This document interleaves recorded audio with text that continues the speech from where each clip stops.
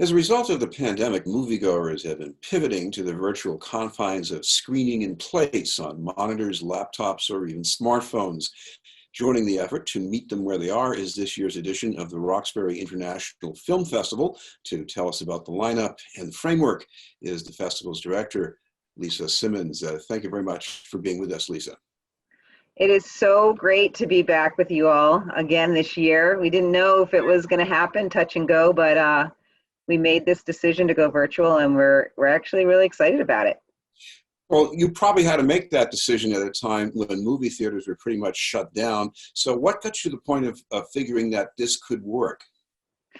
Well, I mean, our festival usually takes place in June, as you know, the third week in June. And I think right around April, May, we started to realize that this was not probably going to happen. And we made the decision that we were going to move to October, thinking that, I think with a lot of summer programming, that people thought that would be okay to do, and we would be back in theaters, and life would come back to a sense of normalcy. And so, then we started to realize that, all these other film festivals and programming and summer things were, sometime around July or August, that, we really needed to move and pivot to a virtual program. And so, it happened relatively quickly. Our partner is the Museum of Fine Arts, who, is mostly our screening venue throughout the festival. So they were working on a Vimeo platform to use for this festival. So we all just sort of kicked into gear and said, this is what we're going to do. And we were thinking it was going to be hybrid, but even more and more as we started to move into August, we realized that wasn't going to be the case. I want to ask you about the lineup, because the whole purpose of any kind of a film festival is to take us deeper into a certain territory. And one of the examples I think that is very interesting is a film that's basically centered around the life of an 8-year-old girl in a trailer park, and I guess they have a serious problem. Right. And so, these are these kind of stories that you're right, that are so ripe for film festivals and so important for people to be focused on film festivals, because you'll never see these kind of stories. This little girl is basically losing her life because of the water issue in Nevada, California, in the late 90s. And this filmmaker just captures this story so beautifully about family and about belonging and about home and about friendship and environment, right? About how we need to protect our environment, because these are the things that happen. And so there are a lot of films in this festival that speak towards the environment, that speak towards activism, that speak towards our ancestors and understanding the importance of storytelling and sharing stories. Another film in the lineup is about a softball player who also ends up being the first woman to win the Golden Glove. Isn't that amazing? It's one of these, we're so much about celebrating these stories and knowing these stories. Who would have known that? She's an amazing fielder, and she's a softball player. And, because she's never going to get the opportunity to play in Major League Baseball. And so, yes, because of who she is, because of her incredible athleticism, she was awarded the Golden Glove. That would maybe it's my age, but just looking at the trailer, I'm thinking back to baseball before they broke the color barrier, and people who were in the Negro Leagues, all that talent that got a lot less recognition. Right. And it's sort of the same thing. I mean, she's a woman, and she's a woman of color, right? So yeah, how would we know about her, really, right? I mean, except for being given this opportunity. And what's wonderful about it is that the baseball players recognize that, right? They recognize that this 8-woman AJ Andrews, that she wouldn't get that opportunity, and they embrace that, and that's what's really wonderful about it. And of course, she's a woman who has a day job that pays minimum wage. Right. Yeah. Which You you're right. Going back to the Negro League, like that's what people did, right? It was for the love of the game, but they had other things, other jobs, and other ways they had to make money because they were never compensated for what they did. You have a couple of films in this festival with directors originally from Korea. You talked about one of them already. Another one I think is called A Night's Tour. It seems to be mainly about two people in a remote location. What's going on in that movie?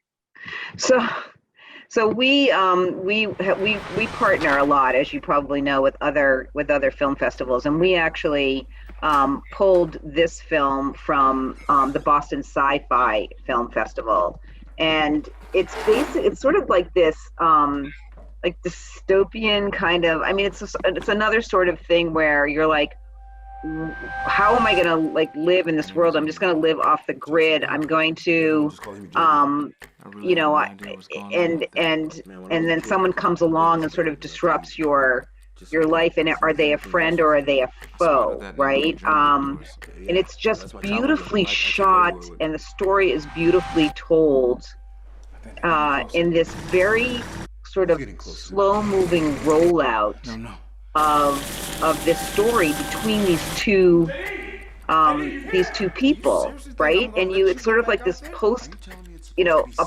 apocalyptic world, and you go on this journey with these two actors, and it's and I mean I think it's really about sort of I think a sort of look at today's world and living in isolation and how you handle that living in isolation, and about loneliness, and about people coming in from the sort of like outside world, and how we react towards that. But it definitely has this sort of like dystopian post-apocalyptic feeling, and it's just really a beautiful, beautiful film. You have some other films featuring cultural figures, Charles Cohen from the Boston area. Betty Saar, who is an artist, works with found objects. She's best known for deconstructing racial stereotypes. Tell us a little bit about that film. This is a short. It certainly leads itself to a feature because Betty Saar is just this most incredible person, artist, activist, and it's really, it gives you a glimpse of into her world and a taste of who she is, and why these creating and deconstructing racism, and really sort of like putting it out there with her artwork about how she and why she's done that.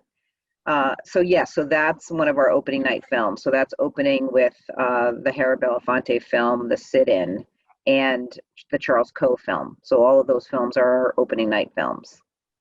Tell me a little bit about The Sit-In, because this involved a week's worth of Tonight Show episodes. I was a high school freshman at the time, so I didn't catch it, and I didn't even know about this. But tell us that story. Well, I mean, this is all part of it, right? Is like, these are the stories that you wouldn't normally see anywhere. So, this film is, and Yoruba Richin is amazing because she did the Green Book Guide to Freedom last year that we screened, that, it was a whole different conversation around the actual narrative film. But here she is coming up with this film, which takes place right in 1968. For 1 week, Harry Belafonte takes over the Tonight Show during, the divisive election and the racial tensions that were flaring up with the civil rights movement. And he, an activist and civil rights activist himself, goes on to the Tonight Show and takes this like predominantly white institution and transforms it, as they say, into a multicultural and political experience, having on like Martin Luther King and other people in the movement, and just sort of like flipped the Tonight Show on its ear. And you're right, we didn't know about it. It's a week that happened in history. But, here's Yoruba coming in to say, especially it's so timely now, right? With what's going on and the election now. And I just think, for us, it's a great opening night to sort of set the stage for what you're going to see for the remainder of the festival. And just to show us how far we've come, if you look at the cast of people who do late night TV shows right now, it hasn't changed that much since the 1960s. Right, right. But then we have these other spin-offs, right? That they're not you've got Trevor Noah, it's like right. How much has it really changed? And we need those different voices because we have those different voices in America. And and yeah, hopefully little by little. I mean, you look at the diversity inclusion riders, you look at things that Hollywood's doing. Is that going to make a difference? Is that going to change? I mean, it has to. The world is changing. And so, but these are types of things like independent film festivals can bring to you that you wouldn't normally see in mainstream media. Well, one of the things I'm sure you're wrestling with, and not just during the pandemic, is that it's so easy right now to get films online. It's as easy as ordering a rug from Amazon.com. So you must be saying, are people going to get to this point where they say we don't need festivals? Absolutely not. I think that there is so much content online. You've got so many channels to choose from, and you still can't find what to watch. You know what I mean? I mean, you can binge watch a series, you can grab a film that's new to Netflix or something like that, but you're not going to get a curatorial experience that you are with a film festival. I mean that's why you go, right? Is because you have people that you trust who are putting together a program that you know that will be impactful for you, educational for you, entertaining for you, and are bringing you all these films in a 5 day, 6 day period, whatever it is, that you would never be able to do in watching Netflix or Hulu or something like that. So I think festivals in any form are really, really important for that, and that you have your audiences who trust that you're going to bring them that content, and that's what we'll continue to do, whether it's virtual or in person. And I know you have other things in the mix here, the daily read with individual artists, I think a performance by Castle of Our Skins. Too many details for us right now. So if people want to get more of that, where can they go online? They can go to roxfilmfest.com to find out all of the information, and even to find out information about our debauchery ball party that we're having on Friday night. Great. Thank you very much for taking the time to join us. Oh, thank you so much for having me. I so appreciate your effort to get out the word for us, and I look forward to coming on and talking with you all each year. So, thank you. Good to see you again. Lisa Simmons from Rox Film.